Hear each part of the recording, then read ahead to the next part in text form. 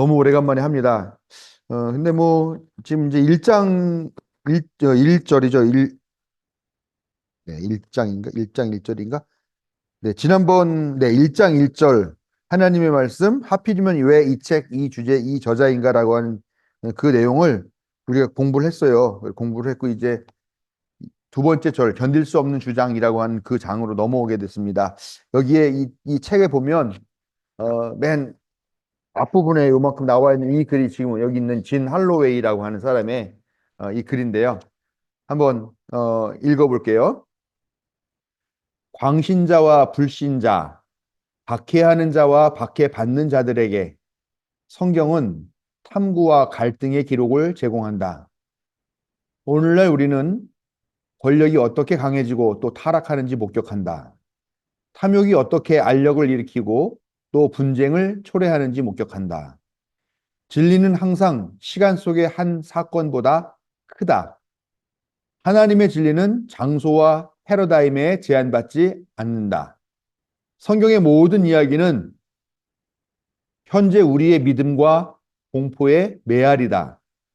과거와 현재는 시공간을 초월해 하나가 된다. 좀 어려운가요? 다 이해하셨어요? 어떤 느낌인지? 그 느낌만 아시면 돼요. 그러니까 성경이라는 게 성경이라는 게 여기 보면 광신자와 불신자, 박해하는 자와 박해받는 자들 모두에게 탐구와 갈등의 기록을 제공한다 그러죠. 그러니까 이게 뭐 그 부분 어떻게 보면은 귀에 걸면 귀걸이, 코에 걸면 코걸이 이 같은 말씀이라도 이 사람은 이렇게 해석하고 저 사람은 저렇게 해석함으로써 그거를 박해의 도구로 삼고 또 박해받는 사람들은 그 성경 말씀을 내가 받는 것이 당연하다고 하는 그런 수긍적인 입장이 된다거나 아니면 이 박해를 내가 오늘 어떻게 견뎌낼 것인가 하는 그런 또 뭐 어떤 희망적 에너지로 삼기도 하고 뭐 이런다는 얘기죠, 성경이. 그리고 예, 하나님의 진리는 항상 시간 속의 한 사건보다 크다. 하나님의 진리는 장소와 패러다임에 제한받지 않는다. 이런 말씀 있죠. 이 부분 같은 거는 사실 지금 한국 교회에 우리 대한민국 교회에 되게 중요한 메시지를 던지는 말이라고 생각해요. 그러니까 이 진리라고 하는 것은 사실 그 시간 속의 한 사건보다 크듯이 성경에 쓰여 있는 한 줄, 한 구절보다 더 클 수밖에 없죠, 당연히. 진리라는 것이. 인간의 언어라는 것들이 포함할 수 있는 그것들은 더더군다나 그것이 언어화되고 문자화되면은 그 의미에 갇힐 수밖에 없지만 사실 그 본래 의미는 더 크죠. 근데 지금 이제 한국 사회에서 성소수자들에 대해서 배제하고 혐오하고 증오하는 그런 문화를 만들어내는 것들도 성경에 그런 구절이 있다는 거예요. 남색하는 자들을 끌어낸다가 성 밖으로 끌어낸다가 돌로 쳐 죽이라 이런 말이 있는 건데 이게 남색이라고 하는 것은 이제 남자가 동성애를 하는 거를 이야기를 하는 거죠. 근데 그렇게 따지면은 뭐 여성 동성애자도 있을 수 있고요. 양성애자들도 있을 수 있는데 성경에는 그런 건 없어요. 그냥 단지 남색하는 자들이라거나, 뭐, 그런 정도의 이야기밖에 없다면은, 사실은, 어, 그 남색하라는 것이 문자적으로만 봐도 모든 성소수자를 다 포함할 수 있는 것들은 아닌데, 그렇지만 또 성서에서 말하는 진리라는 거는 사랑이잖아요. 하나님이 너네들 사랑했으니까 너희도 사랑해라. 너희들 계속 죄를 짓고 있지만 하나님은 너를 끊임없이 용서한다. 그러니까 너희도 서로 사랑하며 용서하며 살아라. 이게 사실 진리인데 그 진리는 생각하지 않고 성경 구절에 누구 하나 끌어다 죽여라라고 하는 그 문장이 있다는 거 하나만으로 그거를 누군가를 배제하고 혐오하고 증오하게 되는 그런 근거로 삼는다는 거죠. 그런 거에 대한 비판이죠. 성경의 하나님의 진리는 장수와 패러다임에 제한받지 않고요. 성경의 모든 이야기는 현재 우리의 믿음과 공포의 메아리이다. 이 성경 안에 있는 이야기들이 어떻게 보면 우리의 믿음, 우리의 신념, 또 우리의 희망들을 표현하는 것들도 있지만 또 반면에는 우리가 갖고 있는 감출 수밖에 없고 감춰지지 않거나 하는 그런 공포들을 드러내는 그런 이야기를 성경에 담고 있다는 이야기입니다. 그래서 과거와 현재는 시공간을 초월해서 하나가 된다. 이게 성경을 보는 저는 되게 중요한 성경의 존재 의미라고 생각을 하는데요. 맨 마지막 구절이 이런 내용들을 쭉 하겠습니다. 여러분 성서 이 얘기하면 여러분 다 권위를 부여하시죠. 근데 왜 권위를 여러분들은 성서에나 성경에 권위를 부여하시는지 한번 여쭤보고 싶어요. 왜 성경은 위대한 책이라고 부르고 왜 우리는 하나님이 이렇게 말씀하신 게 성경에 써 있다라는 말만 들으면은 껌뻑 죽고 예? 막 잘난 척 하다가도 성경에 이런 말이 있다라고 말하면 그냥 갑자기 고개를 숙이면서 그렇게 하는 이유가 뭐예요? 성경을 왜 그렇게 우리가 그 성경의 권위를 주고 그 권위를 인정하고 우리가 그 앞에 승복을 합니까? 예, 하나님의 말씀. 그렇죠. 이거는 하나님의 말씀. 사람의 말씀이 아니라 하나님의 말씀이기 때문에 이거는 권위를 인정하다. 보통 그렇죠. 성서는 즉 하나님께서 말씀하신 것, 하나님의 말씀. 그러니까 하나님 자체다라고 보게 되는 거죠. 근데 한번 잘 생각해 보세요. 우리가 성서를 하나님의 말씀이다라고 그렇게 인정을 보통 하고요. 이 성서는 그냥 범상하게 사람들이 창작해내서 쓰인 게 아니라고 하는 그런 확신을 우리가 갖고 있어요. 그렇기 때문에 이 성경은 인간적인 언어가 아니라 신적인 언어라고 생각하고 신의 말씀이고 신의 섭리이고 신이 정한 법이라고 생각하기 때문에 우리가 성서의 의미를 준다는 얘기죠. 근데 그러면 전제가 있어야 돼요. 이 하나님 말씀, 성서가 하나님의 말씀이다라고 하면은, 자, 하나님이 어떤 특정한 사람과 친밀하게 대화를 나누시는 분이어야 한다라는 전제가 있어요. 그렇죠? 그래야 그 사람에게 뭐 받아 쓰라고 하든 뭘 하든 할 거 아니에요. 그 다음에 하나님은 인간의 언어를 이해할 수 있고, 인간은 하나님의 언어를 이해할 수 있다는 전제가 필요하죠. 왜냐? 불러주는 거를 받아 쓰고 하려면은 뭔 말인지 알아들어야 되니까요. 예? 그러다가 뭐 잘못 들었을 때, 이게 맞아요 하고 되물을 수도 있을 때 그것도 하나님도 역시 들어야 되고. 그러니까 하나님은 그런, 언어적인, 그런, 인간적인 또 언어적인, 그런 것도 가능하신 분이어야 된다고 생각을 하는 거죠. 하나님께서 직접 쓰셨어야죠. 그러면 근데 직접 써도 마찬가지죠. 직접 쓰면 우리가 어떻게 봐요? 하나님의 언어가 있을 텐데. 그리고 하나님은 정말 인간의 사소한 일까지 다 챙기시는 분이어야 돼요. 왜냐하면 성서에 그런 내용들이 나오니까, 뭐, 하다못해 이거를 먹어라, 먹지 마라, 뭐 이런 거, 또 뭐 안식일 해서는 될 일과 안 될 일, 이런 것도 규정이라든가, 뭐, 성막을 지을 때는 뭐 어디서부터 어디가 뭐 몇 규빗이고, 그러니까 뭐 몇 센치고 몇 미터고 몇 인치고 이것까지 세세하게 다, 정말 사소하게 다 그냥, 길이 두 갈래 했을 때 이 길로 가지 말고 이 길로 가라. 예를 이것까지 아주 사소하니까 다 챙기시는 그런 하나님이어야 한다라는 거죠. 그 성서에 나와 있는 하나님이 그런 말씀이라, 그런 분이라는 거예요. 그리고 다른 종교에서도 비슷한 주장을 하고 있다 하더라도 그 종교는 거짓. 오직 이 성서를 경전으로 하는 그런 종교만이 진짜, 그리고 진짜 하나님. 이런 것들이 전제가 돼 있어야만 우리가 이 성서를 하나님께서 직접 쓰신 책이라고 하는 그런 권위를 부여할 수 있다는 거죠. 근데 제가 지금 말씀드린 것들 중에 사실 한 가지라도 제대로 가능하다고 할까? 뭐 그런 게 있을까요? 하나님이 특정한 어떤 사람과 대화를 나눈다? 하나님의 언어, 이해할 수 있는 언어를 사용하신다? 사소한 일까지 그냥 시시콜콜 다 챙기시는 그런 하나님인가? 그 다음에 과연 하나님은 오직 기독교라고 하면 안 되죠. 하나님을 믿는 종교가 세 개가 있죠. 예? 그러니까 알라라고 부르기도 하고, 야훼라고 불리기도 하고, 뭐 그러는데, 어, 보면 가시라고 불리기도 하고요. 유대교, 그다음에 이슬람교, 그다음에 기독교. 이렇게 세 가지가 하나님으로부터 나온 파생한 그 종교잖아요. 엄밀하게 말하면 유대교로부터 나온 종교고. 그다음에 이 기독교는 다시 구교와 신교로 나눠지죠. 구교는 다시 동방정교회와 서방정교회로 나눠지죠. 거기서, 그리고 기독교는 보통 이 동방정교회, 서방정교회 두 개를 다 말하고 있는데, 우리가 알고 있는 서방정교회는 우리가 말하는 가톨릭이고, 그 가톨릭에서, 갈래에서 우리는 종교개혁이라는 걸 하면서 갈라져 나온 우리들이죠. 네. 그게 이제 개신교죠.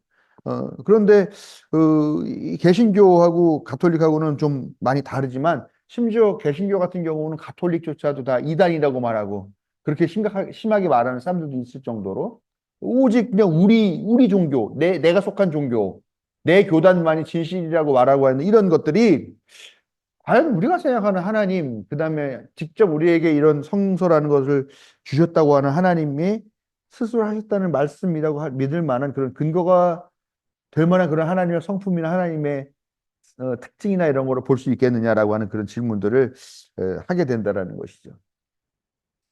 그러니까 우리가 이제 이 성서를 하나님의 말씀이다라고 그렇게 우리 스스로도 권위를 부여하고 있고 정말로 우리 자신도 사실은 이것이 어떤 방식이든 신의 의지가 담겨져 있다라고 그렇게 고백을 하기 때문에 우리가 이 책에 이런 뭐랄까요 권위를 부여한다라는 것이죠. 뭐 서방 세계는 조금 더 더하겠지만 우리 사회에서도 보면은 그런 사회적인 이슈에 대해서 또 논쟁에 대해서 최종적인 어떤 판단을 하게 될 때 성경 말씀으로 인용하는 것을 종종 보죠.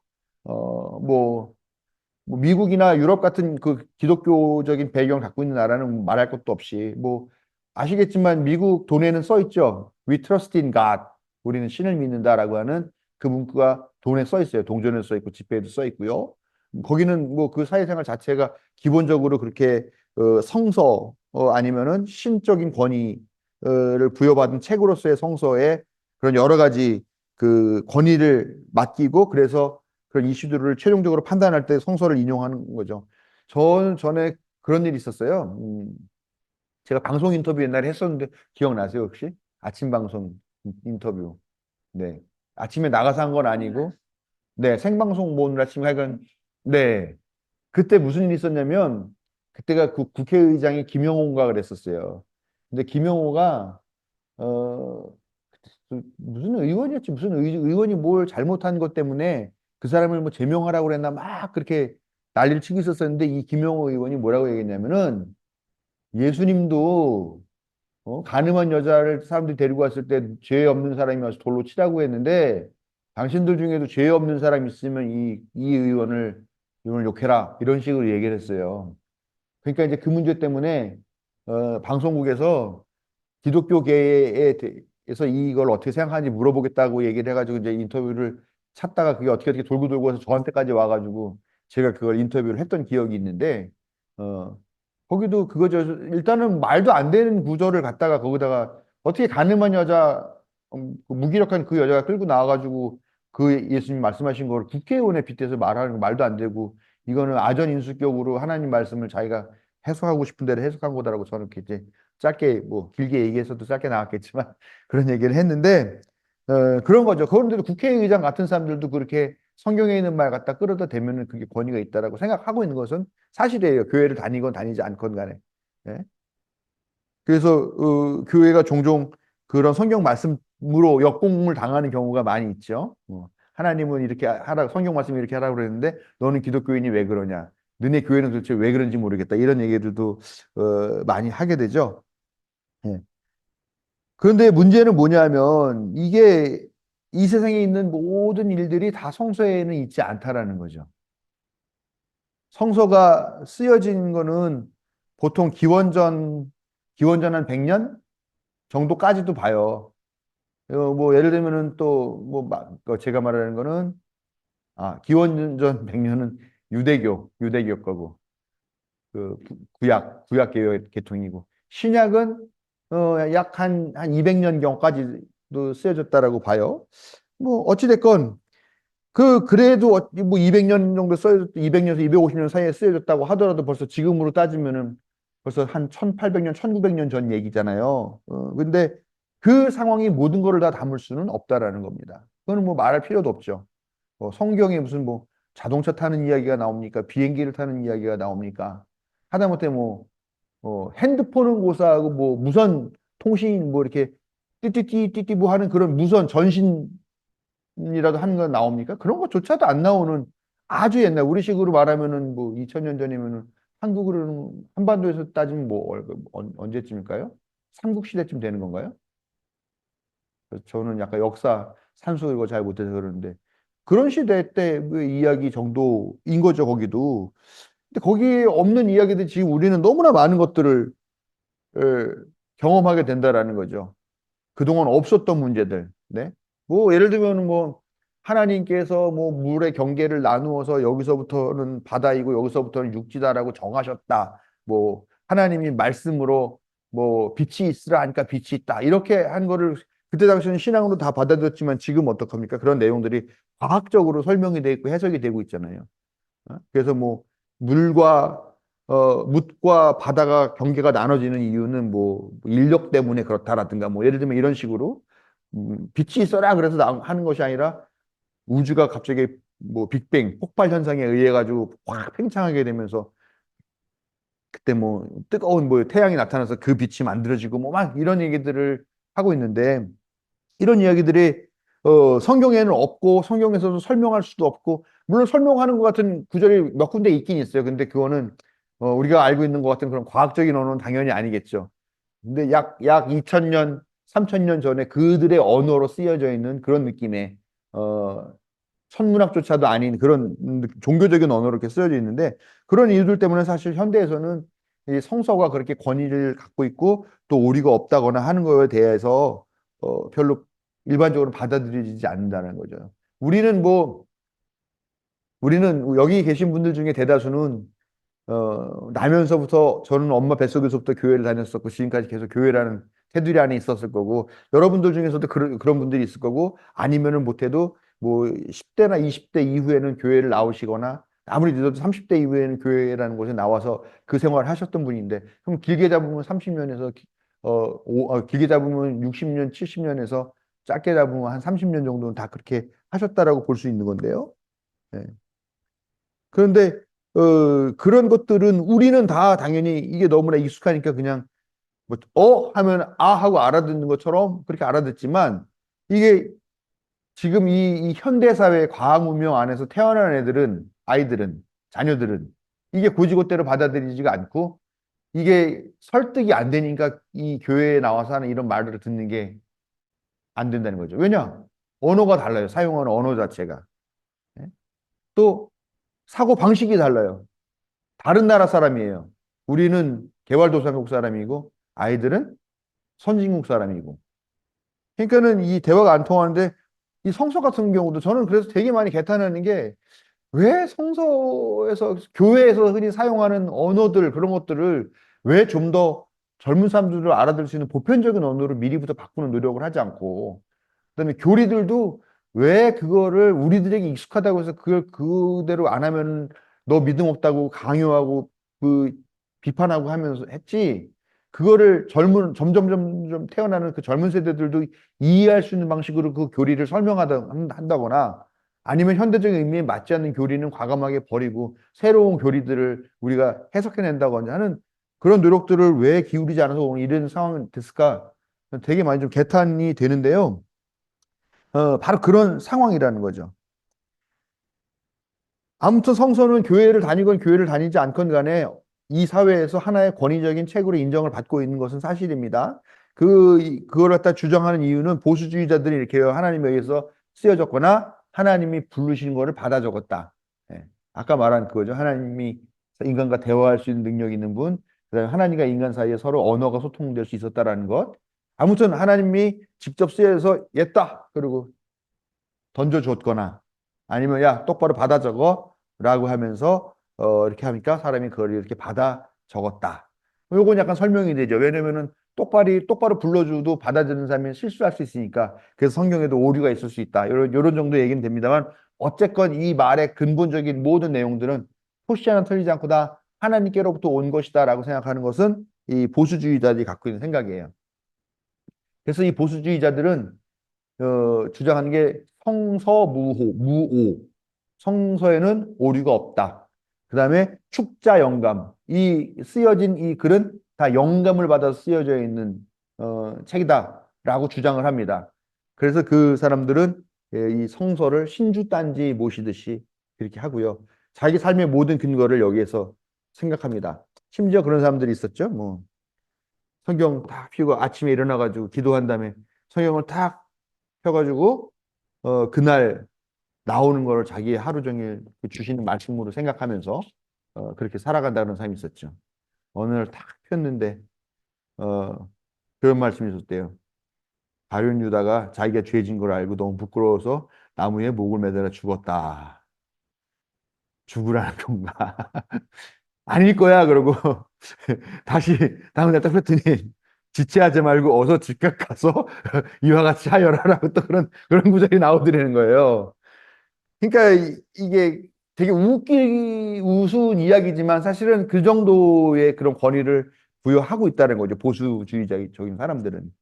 근데 이제 약간 중립적인 사람들은요, 인간이 하나님께 영감을 받아서 그 영감을 받은 하나님의 말씀을 인간이 적었다. 그러니까 이거는 하나님이 직접 불러줬거나 하나님이 직접 썼다는 건 아니고 하나님이 영감을 주셨는데 그 영감을 이 사람이 자기의 언어로 표현한 것 그렇게 쓰여졌다. 그래서 인간이 쓰다 보니까 잘못 오해거나 그런 부분도 있어서 오류가 좀 있어. 뭐 오자도 있고 탈자도 있고 뭐 단어가 잘못된 부분들도 있고 뭐 이런 것들이 있다라고 이렇게 주장한다라는 것이죠. 그래서 이게 성서 무호설이나 축자 영감설하고는 조금 다른 입장이긴 합니다만, 음,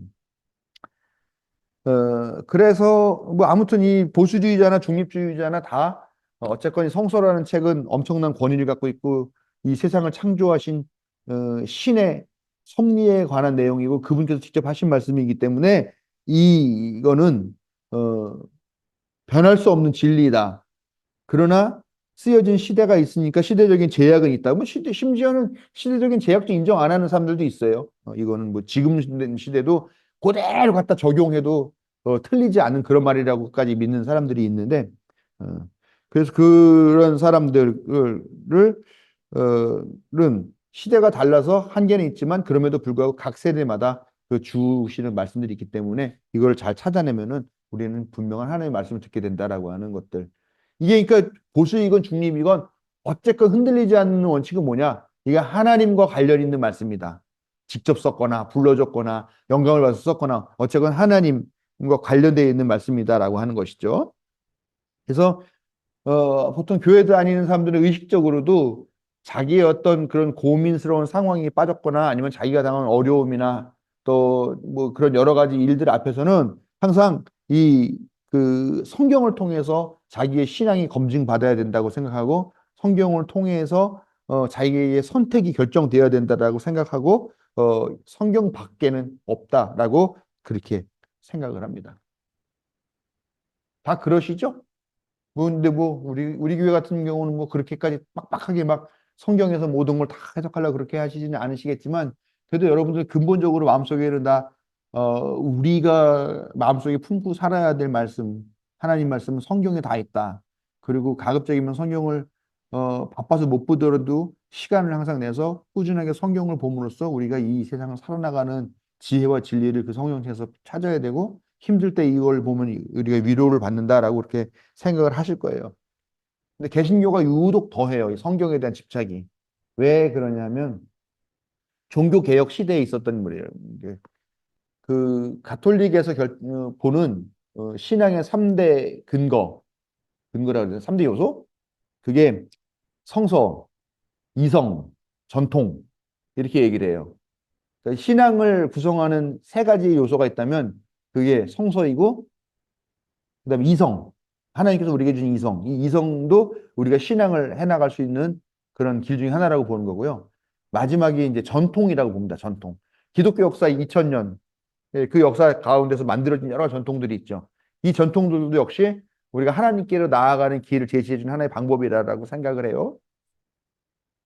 이 전통에는 뭐가 있냐면 그 가톨릭 교회에서 하는 예전 있죠. 거기는 뭐 축, 어, 성사라고 하죠. 뭐 훈배성사, 뭐 무슨 뭐 견진성사, 뭐 세례성사 이런 것 같이 성사라고 하는 건데 그런 것들도 하나님께 복을 받고 하나님께 나아가는 길 중에 하나라고 보는 거예요.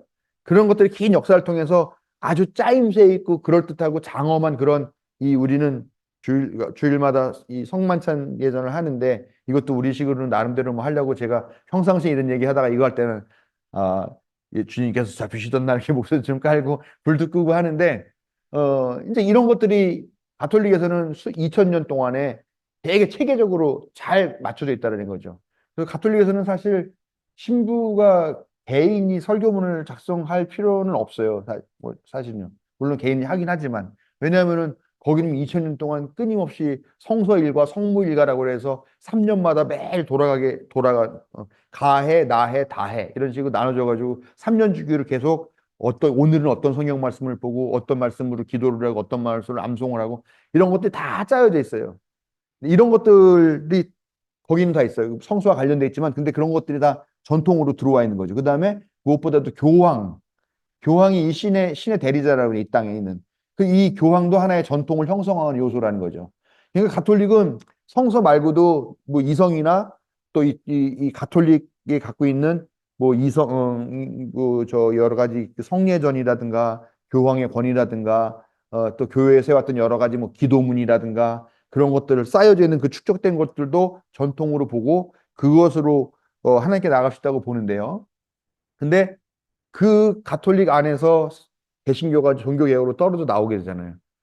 근데 이 개신교는 이 가톨릭 교회가 하는 게 다 꼴보기 싫은 거예요. 이 전통들이라고 한답시고 면죄부 팔아먹는 그런 거는 만들어내고 하니까 그게 꼴보기 싫어가지고 전통을 버린 거죠.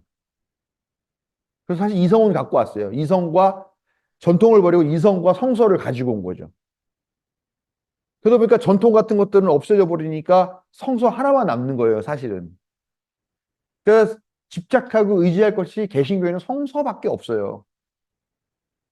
그래서 우리가 성서를 그렇게 중요하게 생각하고 그 마틴 루터도 그 종교개혁을 하면서 뭐라고 얘기했냐? 오직 믿음으로만, 오직 성서로만.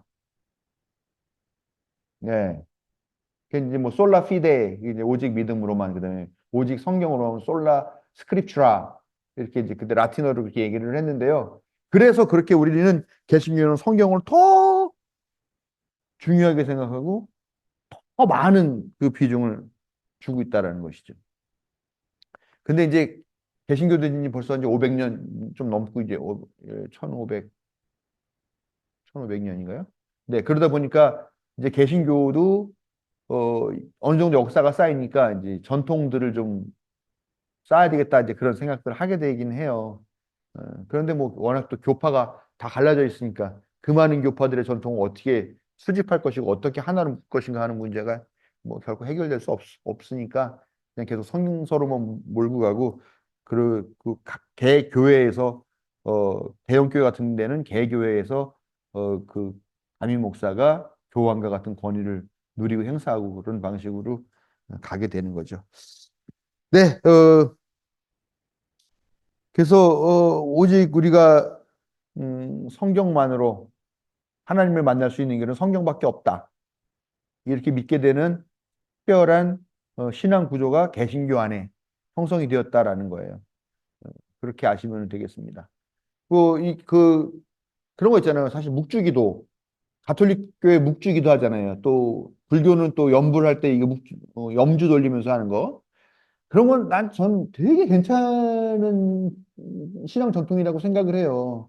사실 우리가 매일 그 기도하라 그러면은 뭘 기도해야 될지 모르잖아요. 근데 그 염주 하나, 묵주 하나마다에 다 그 기도 제목이 있어가지고 그 기도 제목대로 암송하면서 기도를 하는 것 같은 경우는 어떻게 보면 너무 기계적일 수도 있지만 사실 그런 방식이 우리가 하나님께 더 쉽게 그러면서 습관적으로 일상적으로 나아가게 하는 방법인 것 같은데 그런 것들 또 뭐 향심 기도니 뭐 이런 뭐 묵상 기도니 같은 거 하는 것들도 명상하면서 하는 기도 같은 것들도 지금 개신교에서는 뭐 우리 교회에서는 또 사실 저도 몇 번 해봤지만 이게 안 되잖아요. 이게 고요한 시간들을 우리가 견디지를 못하고 그 시간이 되면 자꾸 잠이 오고. 그런데 이런 거 같은 것도 사실 제대로만 하면 엄청 우리가 뭐 이렇게 뭐 영적이라고 그럴까요? 영적인 어떤 그 교감들을 통해서 신께 나아갈 수 있는 길이 있는데 그런 것들이 개신교에 다 없어졌어요. 그런 걸 하면은 저 사람 어디서 이상한 거 배워온 이상한 목사라고 얘기를 하는 거죠. 너무 빈곤해지는 거예요, 우리 영성이라는 게. 그냥 가가지고 뭐 통성기도 하고 뭐 이러는 것만 영성이라고 생각하는 거죠. 아유, 오래간만에 아주 통성기도 하는데 갔다 왔어요, 이번에. 마산 갔다 왔는데 거기서 1부 세미나 끝나고 이제 점심 먹고 2부 세미나를 하는데 갔더니 이제 목사들만 주로 앉아 있는데 거기 부목사인가 봐요. 앞에서 찬양 인도하더라고요. 막 인도하더니 갑자기 시작하기 전에 통성으로 기도하자고 주여 3번 부르고 통성으로 기도하자고 아 너무 오래간만에 당황했는데 그런 거밖에 없다는 거죠. 얼마나 빈곤합니까? 오직 성서로만이라는 것을 고집한 거는 가톨릭에서부터 떨어져 나오기 위해서 어쩔 수 없이 선택한 방법이긴 합니다만, 근데 그것들을 너무 강조하는 바람에 우리는 또 그것 말고도 그것과 맞먹는 좋은 그런 신에게로 나아가고 우리 삶의 깊이로 나아갈 수 있는 그런 길들, 방법들을 잃어버렸다라고 하는 것. 그래서 우리가 그것 때문에 막 성서가 성서 안 보면 큰일 나고 성서 안 보면 하나님도 못 만나고 성서 안 읽으면 지옥 가고 하는 것 같은 그런 강박관념에 사로잡히게 되었다라고 하는 내용들입니다. 그래서 우리가 오직 성서로만 이야기를 한다라는 겁니다. 자, 한번 질문을 해볼게요. 시간 다 됐으니까 이 질문 한번 하고 마칠게요. 1200여 년에 걸쳐 쓰여진 66권의 책, 문서에 하나님의 말씀이라는 주장이 적용될 수 있을까? 쓰여진 거는 1200년 정도 걸렸을지 모르지만 사실 그 내용, 이야기가 처음에 나오고 한 것까지 합치면은 한 3000년 정도는 되지 않을까라고 한 2000, 최소한 2000년 정도는 되지 않을까라고 보거든요. 예를 들면은 태초에 하나님이 천지를 창조하셨다라고 하는 얘기가 나오잖아요. 그 이야기는 약 몇천 년 전 이야기일까요? 그 이야기가 맨 처음 나온 게 한 몇천 년 정도 됐을까요? 사람들이 그 이야기를 하기 시작한 게. 태초에 누군가 그걸 봤던 사람이 있었다면 모를까? 예. 말도 안 되죠. 태초에 사람을 만든 거는 성서에서 따져도 한참 뒤인데, 6일 뒤인데, 그러니까 그 사람은 보지도 못한 얘기인데, 그건 또 어서 주워 들어가고 썼나. 근데, 사실 우리가 창세기 1장 1장부터 나오는 그 창조 이야기는 사실은 이스라엘 민족 게 아니에요. 원래는.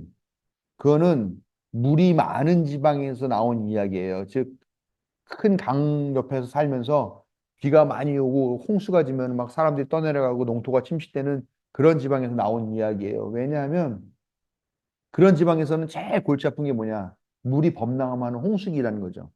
그래서 이 홍수기를 어떻게 해야 될까에 대한 그런 강박적인 신앙들이 있어요. 근데 성경 말씀 보면은 하나님께서 천지를 창조하실 때 파도가 막 넘실거리고 물이 어디 여기저기 막 흩어져 있는데 하나님께서 말씀을 통해서 물과 땅의 경계를 지어 주셔요. 신은 바로 그런 존재라는 거죠.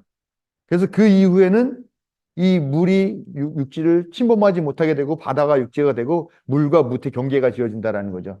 이거는요, 산골에 있는 사람들 머리에서는 할 수가 없는 생각이에요. 그거는 물이 많은 지역에서 사는 사람들이 사는 거죠.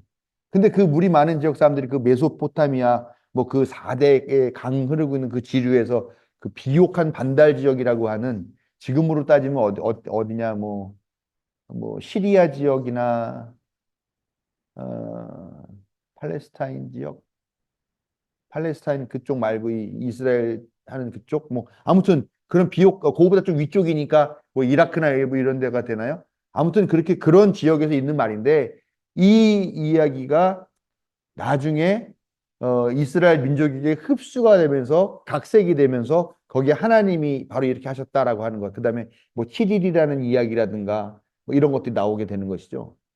그렇게 만들어진, 그러니까 사실 이 창조에 대한 이야기는 뭐 수천 년이 됐겠죠. 구전적으로 내려오는 이야기.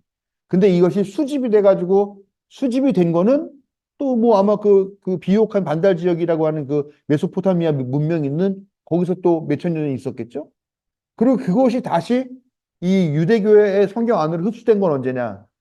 그거는 또 그 사람들이 거기 가서 살아보니까 그 얘기를 듣는 거잖아요. 우리가 나는 여기 이 구산동 안에만 살고 있으면 세상이 어떻게 돌아가는지 모르는데 내가 서대문으로 나가보니까 세상 돌아가는 얘기를 듣고 하는 거죠. 그러니까 이런 이야기들도 생판 몰랐는데 나중에 이 유대와 이스라엘이 포로가 돼가지고 메소포타미아 지역에 끌려갔더니 거기는 그런 이야기가 있더라.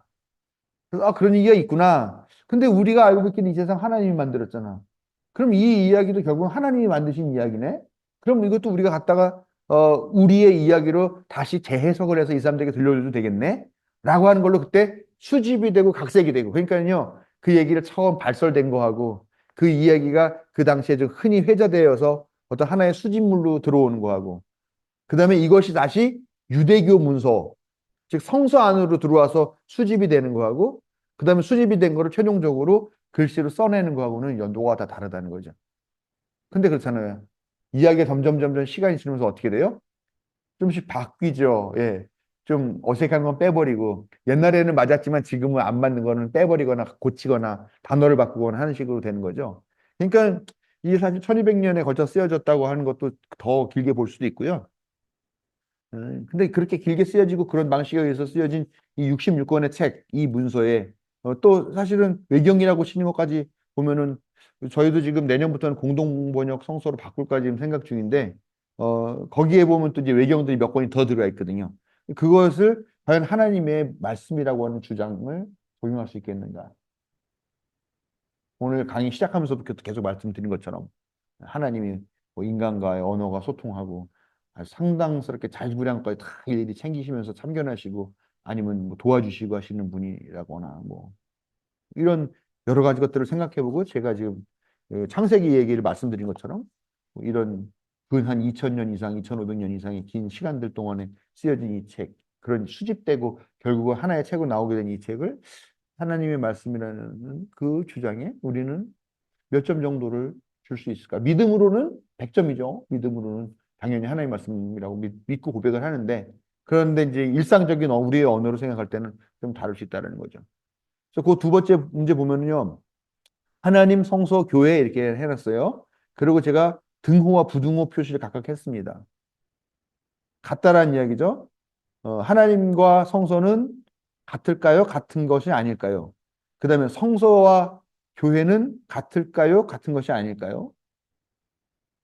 이거는 여러분에게 숙제로 드립니다. 지금은 그렇죠. 하나님의 말씀은 그 성소 안에 고스란히 다 들어있기 때문에 하나님이 성소 그 자체인 것처럼 받아들여지고 또 성소는 교회가 성소의 주인, 담지자인 것처럼 그렇게 하고 있죠. 이런 상황들에서 우리는 지금까지 다 이퀄, 다 똑같다라고 보는 그런 세계관 안에 또 종교관 안에 살고 있었었는데 과연 우리가 이제 이 성서의 어떤 이런 폭력적인 내용들에 대해서 비판하는 과정을 배우면서 우리는 성경에 어떤 관점을 가질 것인가에 대한 것들을 한번 이 등호와 부등호 표시로 생각해 보시면 좋겠습니다. 네, 오늘은 여기까지 하겠습니다.